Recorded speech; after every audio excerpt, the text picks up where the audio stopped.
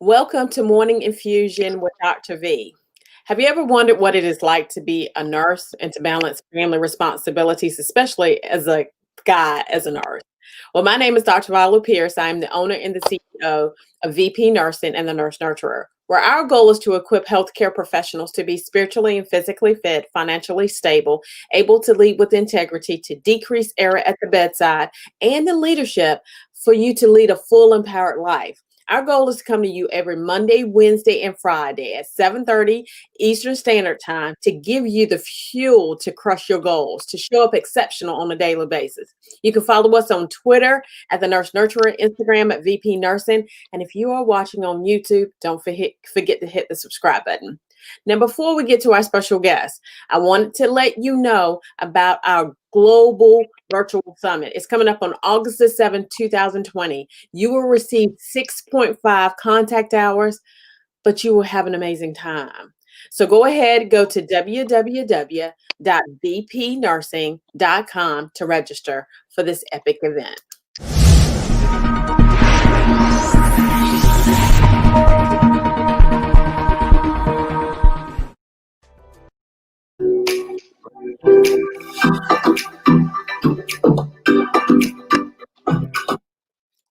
So today we have a special guest, Ray Faulkner, to talk about having a family, being a nurse, and how to handle stress. Ray is a registered nurse with a career exceeding greater than 26 years in various areas of nursing. Ray is a graduate of East Carolina University and is currently employed as a senior RN with the federal government. Ray has been married for 25 years and is a girl dad to a beautiful and amazing 13-year-old. Ray is a leader within his home, healthcare organization, fraternity, church, and community, just to mention a few. One of his favorite quotes is, "You can't give your life more time, so give the time you have left more life." I love that. I love that quote. And he is definitely an advocate of self-care. So welcome. Thank you Thank for you. joining us today. Thank you. Thank you. So tell us a little bit about your career in nursing. Like, how long have you been a nurse? Have you always, apparently not always, worked in dialysis? So tell us a little bit about that. Okay, so I've been a registered nurse now for about 26 years, and I've done lots of nursing, different types of nursing. Done some step down ICU. I've done long term care. I've done home health care. I've done health and wellness. Um, I've also been a travel nurse as well in there during that time, and psych mental health, chemical dependency nurse for some time as well, and been doing dialysis for most of this time. But even when I was doing some of the other nursing, I was doing dialysis on the side. And I always have, and my love is dialysis, which is kind of where I've stuck. But had a long career in nursing, exciting career, love what I do. Sweet, sweet, sweet. So dialysis is, it's really interesting. It is one of those things that, you either love or you don't love, right? Right, right. So it's just like emergency room nursing, and like I love it. That's where I love, but some people are like negative. I'm not going down Right. there. So what made you decide to become a nurse? Well, I wish I had that story, Dr. V, of, I was looking for this caring, passionate career. I don't have that story as to how I got into nursing. I'm also a musician and a singer. So after I finished nursing school, most nursing jobs, you had to work weekends. So you had to work Saturdays and Sundays. So I was looking for jobs in the industry where you were at least off on Sundays Right. because I was doing praise and worship. I was playing at the time. And so I heard about dialysis and they said, oh, they don't work on Sundays in most of the outpatient clinics or whatnot. I said, well, let me check this out. And so I actually went into it for that reason so that it would kind of balance what I was already doing in ministry. And then I fell in love with it. Now, I said the thing about compassion and things at the beginning. Now, I'm a compassionate person. And so it didn't take me long at all to fall in love with dialysis and with renal patients in general. But that's kind of how I ended up in the dialysis field, was because I was trying to find something that really worked with my schedule. And I didn't know at the time, but it was just God setting me up for success, because He used that to just bless me. I've been really blessed working in this field, and just glad that I chose this route. And I think, of course, we're a faith-based company, and so when it comes to when you put God first, I think everything kind of falls into place. It has to be the spiritual at the top, and then everything else just it works itself out. And that's one of the things that I did also. So when I first became a nurse, I worked weekends. I worked every weekend actually. But what I would do is I would toggle my shift depending on how church went. So I would work Friday, Saturday during the daytime, and then I would work Sunday night in order for me to be able to go to church on Sunday morning. And so it's really, really a huge thing. And yeah, I don't have that story either. My mother was like, "Yeah, we don't have money to send you to engineering school, so we're going to send you to the community college." I was like, "What am I going to do?" And she was like, "Well, how about you become a nurse?" And I was like, "Okay." So I became a nurse. Let's do it. Let's do it. So, how was your family life growing up? Well, growing up, it was I have an older sister, so it was just the two of us. And of course, growing up was we had a tight knit family, um, and I saw hard work growing up.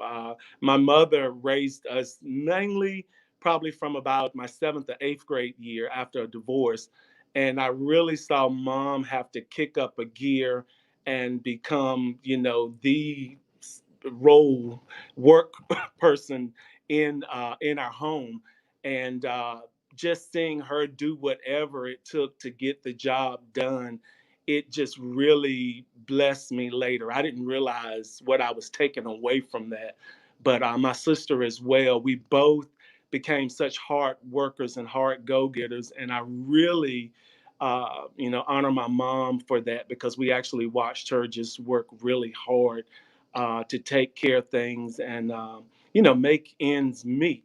And she was always an advocate for education.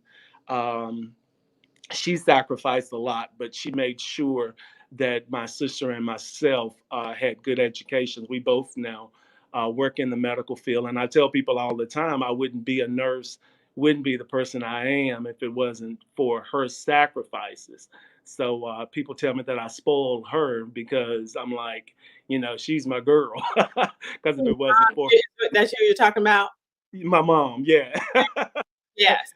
so we really we were close knit, worked hard, and like I said, she valued education. So we would come home and you had to hit those books, you had to get the work done and produce those grades or whatnot. It didn't matter, she couldn't always be there because she was working and stuff, but she wanted to make sure, and she checked in to make sure that we had our stuff together. So yeah, that's kind of how it was growing up, but had a good raising.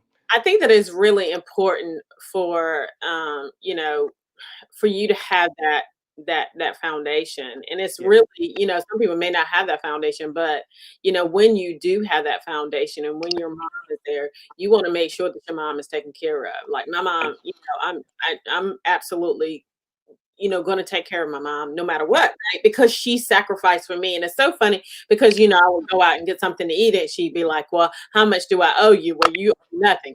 Okay. And I owe you a lot." And it's Right, good to absolutely. have that service to your parents, right? Because they raised you in the way in which they did. Now, Yes. how has the pandemic affected you and your household as it relates to the safety of your family? Well, it's been very interesting, because every day as a healthcare professional, I, along with every other healthcare professional, you risk exposure. Right. Um, even when we do everything the right way, the mask, the hand washing, trying to social distance, which is kind of hard as a healthcare professional to social distance because you're actually right in there working. So it's been a little difficult, and I'll say mentally trying to deal with the fact of every day coming home. In the back of my mind, it's that thought of, well, I wonder, did I have an exposure today? And I wonder, am I going to expose my daughter? I wonder if am I going to expose my wife to this COVID-19? And so that's really taken an impact. And to be honest with you, it can really, the mental bearing that has on a healthcare professional can really weigh you down, and it's somewhat stressful. Here again, I always, and you'll probably hear that all the way through this interview, is that I go back to God. I'm just, I, constantly have prayed, and we've prayed as a family, just to cover us, to cover me as a healthcare professional. Prayed for patients and things of the sort. And my spirituality has been my strength in Right. all of this. It really has, because it's been crazy to say the least in healthcare. And that is one thing that I have to say too, because we've always dealt with, things that were unseen, in the spiritual realm. And so because we've always dealt with things that are unseen, then we're okay, not okay necessarily, but it takes on a whole different aspect because of the fact we didn't see there were some things that came our way that we just didn't see coming, Right. and we had to trust God in the moment. And because we had to trust God in the moment when this pandemic came, it helped us be able to relax a little bit. I mean, I'm relaxed a little bit more now than I was at the beginning, of course. Because I wasn't even kissing my husband at first. I was like, I'm not kissing you because if I die, then you can't die. I mean, we you know? Right. Absolutely. But now we're back to kissing each other. So That's good. good. He's glad about it. I'm glad about it. Yes. Yes. Yes. Now, your wife is an educator who Yes. just obtained her doctorate. So congratulations Yes. to Anna. Um, and what hard decisions have you had to make as it relates to the safety for your family and also ensuring that your kids are educated? Well, here again, we just, we come together as a family. My wife and I, of course, we come together to make decisions and things of the sort. And we just had to make some decisions that, no matter what uh, comes, these are the things, these are the goals. We've set some goals. One of her goals was to obtain her PhD. And so along that journey, you just have to make some changes. It's very expensive, it's very time consuming. So I had to kind of change some things in me. I couldn't be selfish and want all of her time and this, that, and the other. And, when, sometimes she needed to do schoolwork and I might wanted to take a walk down the road. But I had to, look, inside of me and say, okay, Ray, don't be selfish about this. You see what she's trying to do. This is one of your goals that you guys came together and decided you wanted to do. She ultimately wanted to do it and she did all of the work, but it was a goal for our family to help her accomplish that. And even with my daughter's education and schooling, it's a priority in our home. And we work together and we do whatever we have to do. We make whatever sacrifices we have to do to make sure that her education as well is, educational needs are met, and that she's getting the things that she needs to do. And they do that for me when I've gone to do other things and to get various certificates and things of the sort. They support me as well. So I would say, the biggest thing that we do to meet all of our goals and stuff is basically we work as a team. That's right.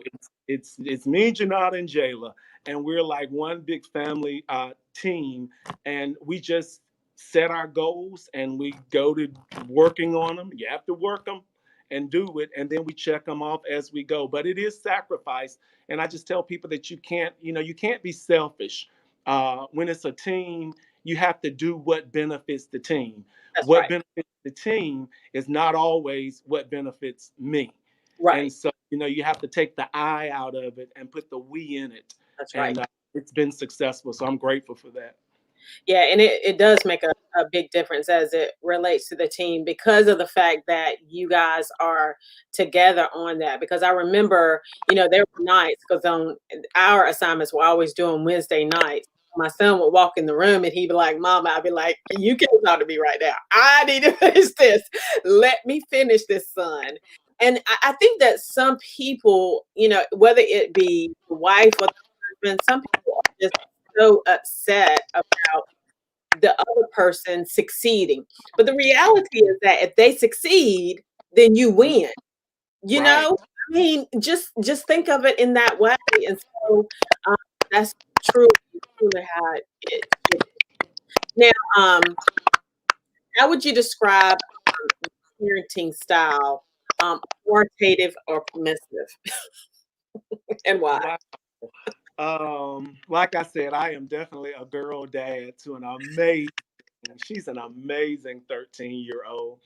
But I guess I would say I fall somewhere, Dr. V, in the middle. I am authoritative. Uh-huh. She knows that we have guidelines and we have things that you can and you definitely cannot do in our household. But I'm also a little bit on the permissive side also because I do allow Jayla to fail. And I know that may sound bad to some people, but I allow her opportunities to fail as well because I don't want her growing up thinking that every little thing is always going to be a success. It's going to be a success. I'm going to get it the first time, things of the sort. So I want to see and help her develop the skills of what do you do when things don't work out quite like I wanted it to work out. So, I have that permissive side that I kind of let her step out there a little bit on her own, even though sometimes I know this is not going to work, but I want her to see that it's not going to work. So I would say, Dr. V, I fall kind of right in the middle between authoritative and permissive. And her mom, I would say, probably is more on the permissive side. That's her girl, too. So, but it all balances out. It really does. If she really wants something and she that she thinks is going to be a hard issue or whatnot, typically Jayla will go to her mom first because she knows she's going to get the easy answer from her mom, and then after she goes to her mom and Jayla will typically come to dad and discuss the issue with me, and then we go from there. But it's been working out, so I'm really grateful. I'm really grateful that it all works out in the end. Well, that's good. That's good. It does make a difference because I think that, I made the mistake of always wanting Rihanna to, and Devin to be, I've always wanted them to succeed. And, I say, well, I'm trying not to get you to this point where you're not succeeding. But the reality is that, at the end of the day, what happens is that sometimes you have to learn on your own. You learn the messages a lot better when they are your messages that you have learned on your own. So yeah, that Absolutely. makes such a Yeah, difference. Now, absolutely. burnout and capacity fatigue is highest among ER nurses, critical care nurses, and dialysis nurses. Actually, how do you dispel the feelings that you have prior to coming home with your family? What is that Well, feedback? well, my thing is I'm a commuter, so I actually work in Raleigh, North Carolina, Okay. and from my door at my home to my door at work, because it's really almost in Durham, it's like an hour and 10 minutes. So I do have the luxury of doing my commute home, being able to kind of throw my jazz music on and kind of de escalate from the day prior to getting home. That's been wonderful. during this pandemic season because, I 540 and I 40 and 64 have been kind of empty. And because that meditation time can become another stressor sometimes because bumper to bumper traffic and it's like, ah, but really, I use that time. I really do. I will listen to my jazz. I will listen to worship music. Uh, I talk to myself a lot, and I know people probably are passing me like there is no one in that car. So I'm hoping he's on the telephone with a hands-free device. But most of the time, I'm not, because I really talk. Right. I really talk to myself and just kind of de-escalate and I start planning the evening or whatnot because I don't want to show up at home at the same level of stress sometimes that it is, at the unit, at the clinic or whatnot, and try to deal with that. And I do believe you. I told you I'm an advocate of self care. So we typically do. Well, it's changed now during this pandemic season, but we typically do, 2 to 3 vacations a year as a family, at least 2 big vacations a year. And then I typically will do 1 or 2 what I call self care getaways. My wife does self care getaways, whether it's with her sorority, uh, you know, sorority sisters, whether it's with my fraternity brothers, or whether it's just with friends or family. We do separate trips sometimes just to de escalate, where all we have to worry about is, me. Uh, because a lot of times, even when you do family vacations or whatnot, Dr. V, I still, as the dad and as the leader, I find myself in a leadership position again, even on vacation. Okay, where do you all want to eat? Oh my God, that's a question. Okay, so what do you want to do today? It doesn't matter. Okay, so this is what we're going to do. And when you take those self care trips, it's all about you. You just wake up and you just do you. And it's a benefit to the family because you come back less stressed, um, happier, and it just works. But it is an effort, Dr. V. I mean, during this time particularly, it is an effort to do whatever you have to do to reduce some of those stressors. Getting a good night's sleep. I'm a night owl. Um, I am a night owl. I'm up at 4 o'clock getting ready for work. And I mean, it's nothing for me sometimes. It used to be for me to be up at 1 o'clock watching a movie or something like that. Yeah. So getting a good night's sleep has been something I've tried to change now, going to bed earlier, just so that I'm more energized and can deal with the stress better. Because we do work in a stressful environment, even without the pandemic. Nursing can be a stressful environment to work in. And during this season, it's really stressful. So you have to make an effort to do something to deal with your stressors. That's right. That's right. It's too funny that you were talking about that you asked them what they want to do. So when my children were smaller, what I used to do is that we used to go to the Outer Banks because the Outer Banks really has nothing to do. I mean, you go to the bank, you go to the beach, right? That's it, right? And I was like, we need to just go to the Outer Banks because you go to Myrtle, you got all this stuff things to do. I just want to relax. And Right. then I found myself just torn my frame because I was scared that they were going to get taken away in the ocean. So I was like, just we can't. We just wait till they grow up. Just wait till they grow up. I So, agree. yeah, it can be stressful education, that's Yeah. for sure. What are some of the key things that happen in your childhood that the things that you do with your children and Say that one more time. You were breaking up just a little bit. so what are some of the key things that happen in your childhood that shape some of the things that you do with your children and your wife? Okay, so like I said, I grew up. My sister and I, my mom and dad. It was a close knitness there, and we always tried to support each other the best we could or whatnot. And I think that I do that as well.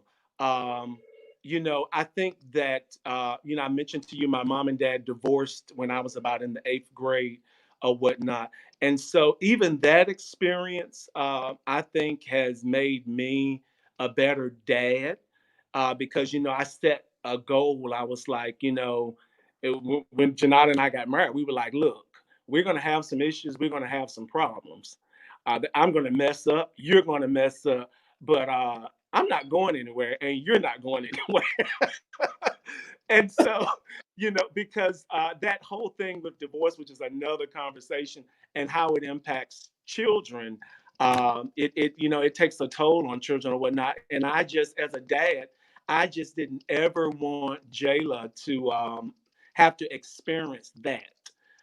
So even though that experience, even though some see it as a negative, it was a positive for me because when I made a decision to get married, it was like, look, we're in this forever. I even told my wife one time, I said, well, if you leave and go anywhere, just look for me because I'm packing my bags and I'm going too. That's what my husband told me. I was because I love you. So, as a bedside nurse leader in your fraternity, how were you able to balance all these responsibilities? Well, I used to run myself thin, to be honest. I've grown so much, and I'm grateful for that because I tried to be everything to everybody. Okay. And I had always heard that little statement, you can't be everything to everybody. And I would even quote it and say it, put it on social media and everything, and would be wore out while I'm writing it because I have been everything to everybody that whole day. But I'm a lot more mature now, and I'm learning to really balance. So it's God first for me. Right. I start my day out with God. In my prayer and in my meditation. Here again with my ride to work, I have an hour, so I have time for personal praise and worship. I have time to talk to God. I have time to pray. I do the what is it? The Bible, audio Bible or whatnot a lot of times or whatnot. So it's God first, and then it's my family. It's my family right after that, and so after my family, it's my career and my job and work and the things that I need to get accomplished, and then everything else kind of falls after that or whatnot. And I just had to prioritize that. So I have learned to say no. I've said no a lot the last year. I'm like, no, I can't do that. That's not going to work for me. That doesn't fit into my schedule. And that's growth for me because I would literally I would try to be on this call with you and working out a situation with a friend texting on the side at the same time. That's just my heart. I would try to do it, but you have to learn to prioritize, and you have to learn the benefit of saying no to people because if not, you would neglect it all. I have been running so hard before Dr. V that I've neglected God. I've neglected family. I've neglected ministry. I've neglected fraternity and friends because I was trying to do everything and I wasn't any good to anybody. So since I prioritized, things are on the up and up and work out a lot better for me. Yeah, and that's true. There's a book by Parker, and it says "Your Best Yes," and that book turned my life around as it relates to that. Because I'm gonna give you my best yes, and I'm gonna go hard with what you request for of me to do. If I can't do it, then I won't do it. Right. At the end of the day, that's what we need to do. Join us and thank everyone who joined us on the call. Remember, we'll be coming to you Mondays, Wednesdays, and Fridays at 7:30 a.m. Eastern Standard Time to give you the fuel to crush your goals, to show up on exceptional on a daily basis. Again, you can follow us on Twitter and at Nurture Instagram at VP Nurture. And if you are watching on YouTube, don't forget the subscribe button. Before um, and also we have a virtual global summit coming up on August 7th. You will receive 6.5 contact hours. Have an amazing time. www.vpnurse.com to register for this event. And have an awesome day. Thank you, Ray. Thank you so much.